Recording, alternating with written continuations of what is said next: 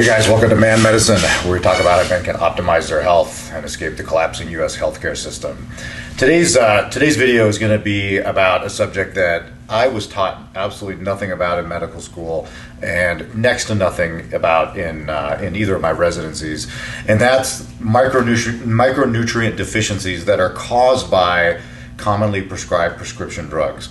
All of the drugs I'm going to talk about here, I have probably prescribed hundreds, if not more, hundreds of times at least in the course of my 20-plus year career. And I feel a bit bad because for many, many years, I was not aware that I was potentially causing some of these micronutrient deficiencies in my patients.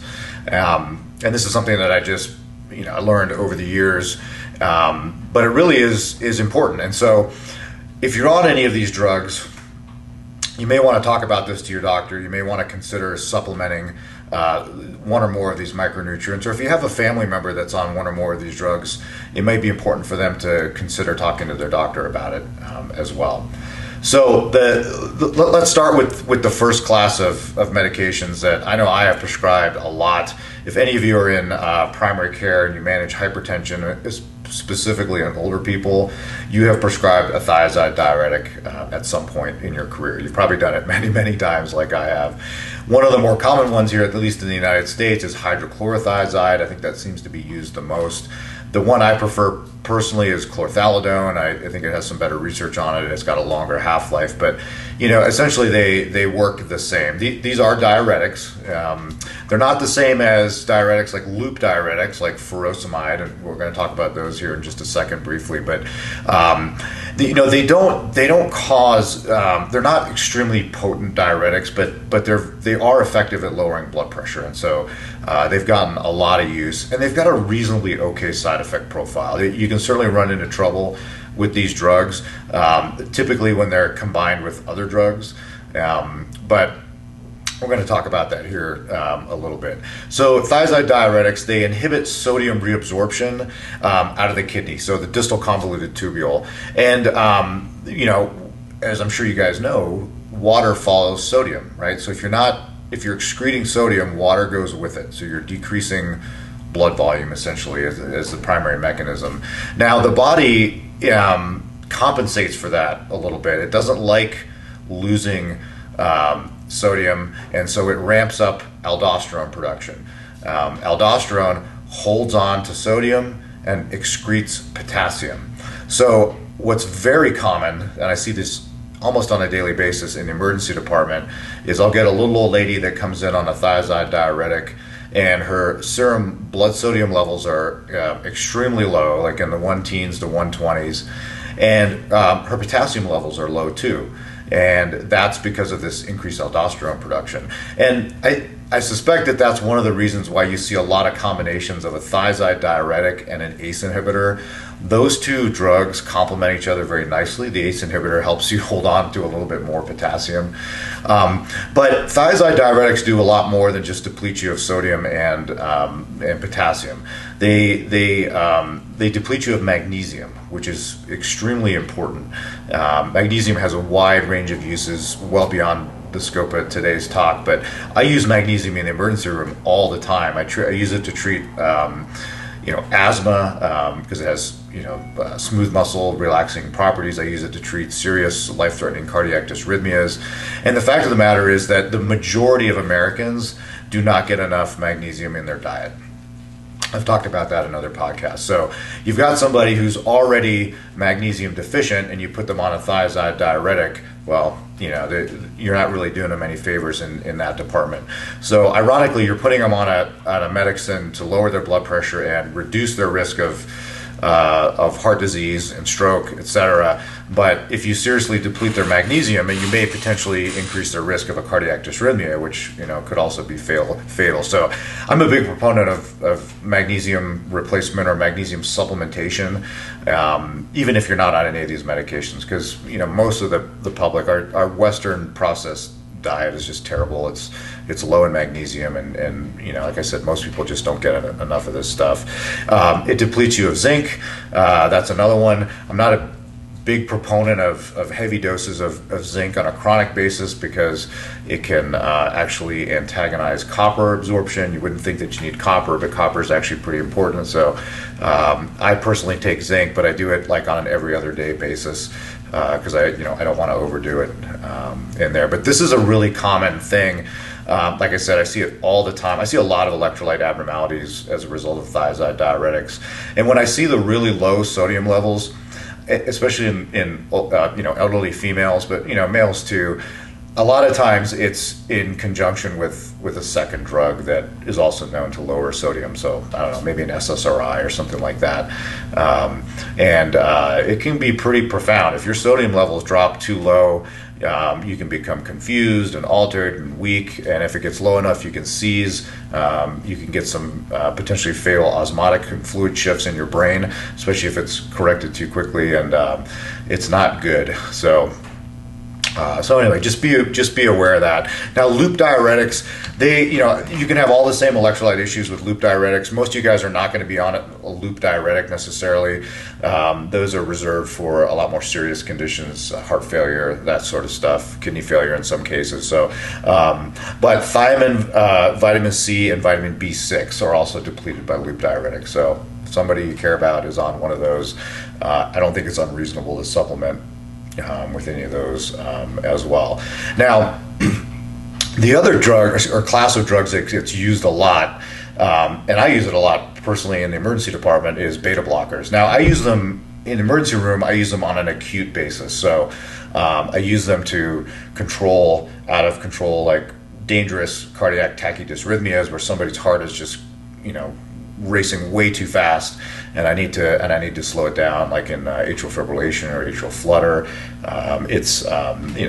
They're useful in people who've had heart attacks, even in the within the first 24 hours. But a lot of people are on beta blockers chronically after a heart attack, or they're used just to manage like people with angina and chest pain and stuff like that.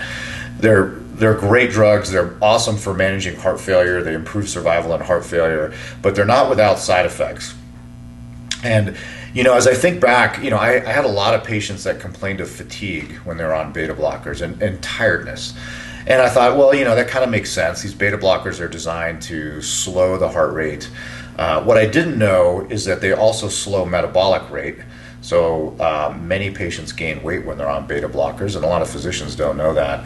But the thing that I was not aware of for many, many years is that beta blockers actually inhibit melatonin production. And melatonin is crucial for your establishing a normal circadian rhythm, for getting adequate amounts of sleep. So you can imagine if your circadian rhythm is chronically disrupted because of a melatonin issue due to your beta blocker, you're going to be fatigued. You're not going to feel, you're not going to feel that great. And this is a paper here that talks about that. European Journal of Pharmacology from 1999, influence of beta blockers on melatonin release. And so yeah, I thought that was pretty interesting. It was something that I was not aware of until relatively recently. Now, the good news is, at least according to this article, melatonin supplementation can improve sleep in people who are on beta blockers. So if you're on a beta blocker and you're having sleep issues, you can consider adding some melatonin. And this journal here, this Journal of Sleep, volume 35 from 2012, looks like, April 2012. They used, 2.5 milligrams. So these are not like huge doses of melatonin. You can get like 3 to 5 milligram tablets over the counter. It's dirt cheap. And I think that that's worth trying if you're on one of these medicines and maybe you feel like you're not sleeping very well. So there is some evidence that melatonin supplementation in patients with beta blockers actually might improve their symptoms just a little bit. I think it's worth trying. There's very little downside to melatonin. It's a relatively safe medication. Statins. I'm not going to talk too much about statins. I did another video on statins. They are known to deplete coenzyme Q. This is something that's been well established, And I think, like I said, I've talked about before, even like a lot of mainstream docs now are kind of catching on to this, and they're recommending coenzyme Q supplementation for patients that are on statins of any kind. And there's some evidence that some of the aches and pains, the muscle aches that people get on statin medications can at least partially be alleviated by coenzyme Q. Not in all cases, but again, this is low-hanging fruit. These are inexpensive supplements, very little to no downside that I can think of to take somewhere between 1 and 300 milligrams of coenzyme Q a day. I think it's probably a good insurance policy. But by the way, beta blockers also deplete coenzyme Q, which is particularly troubling because, again, a lot of people that end up on beta blockers they're on it for cardiac dysfunction, whether it's heart failure, previous myocardial infarction, that sort of thing. And so, coenzyme Q is crucial for mitochondrial energy production and the bioenergetics of the heart muscle. And so, you'd think that that's probably one of the last things you'd want to do is deplete your coenzyme Q, especially in cardiac muscle tissue. So if you're on a beta blocker, add some coenzyme Q. Same thing with a statin. You should consider doing that as well. So, next one. This is a big one. So proton pump inhibitors and H2 blockers. So I use these in the emergency department too for GI bleeding, but a lot of people have gastroesophageal reflux disease, heartburn, ulcers, etc., gastritis, and these are a godsend for them. They're extremely potent acid-suppressing medications, but I am not a fan of these long term.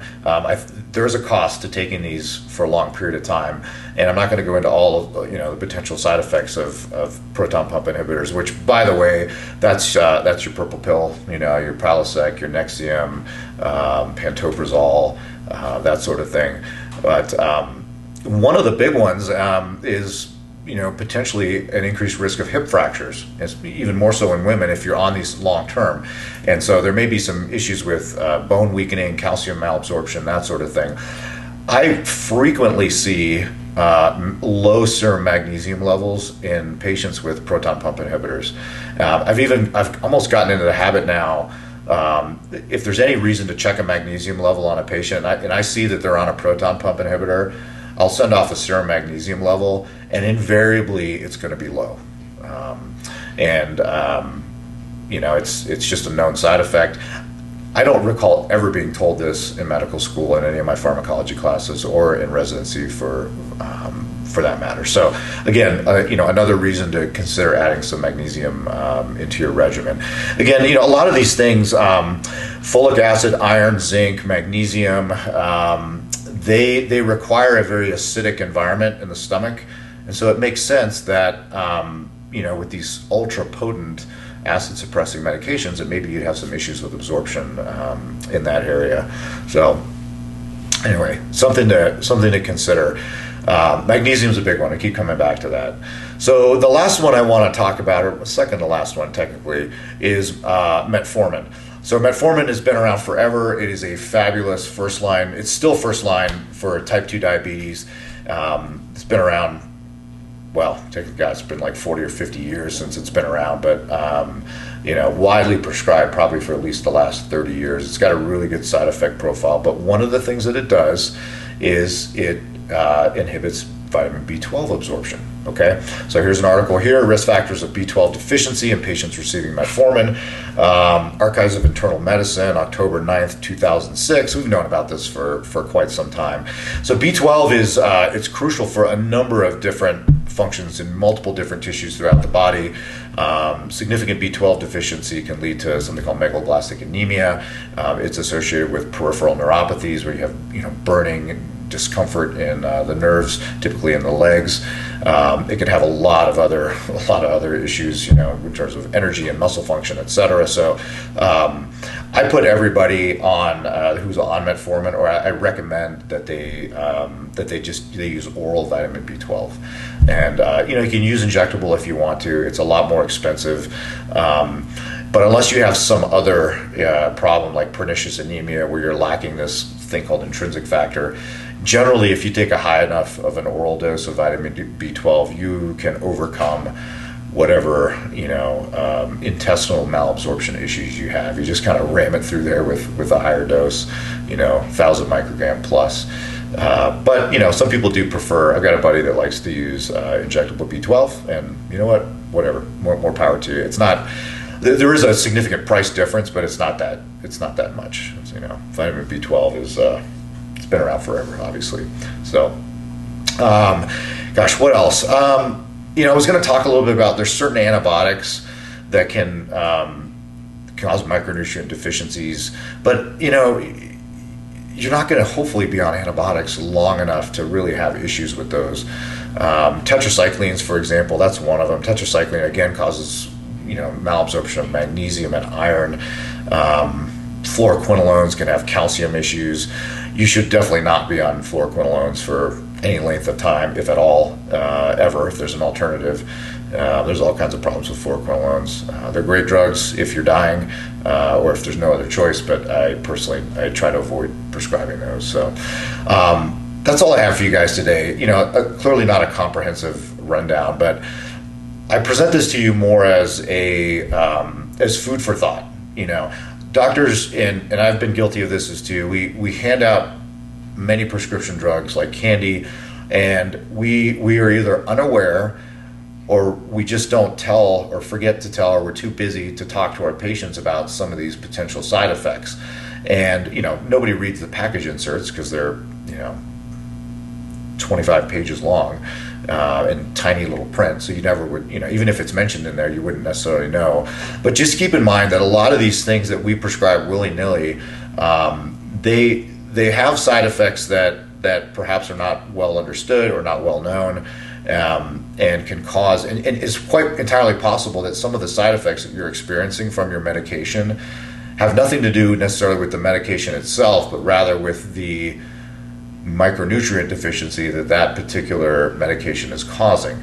And so, for example, if you're on a beta blocker and you're on your third heart attack, you probably and you have a heart failure and your ejection fraction's 22%, you probably need to be on your beta blocker. Probably need to be on it. But maybe you can mitigate some of those side effects with some melatonin, some coenzyme Q, whatever. Because I certainly I'm not going to recommend that you guys discontinue your medications, certainly not without your doctor's approval. So just keep that in mind, a little bit of food for thought. I hope you guys find that helpful. If you want me to do more videos like this, I kind of geek out with pharmacology a little bit.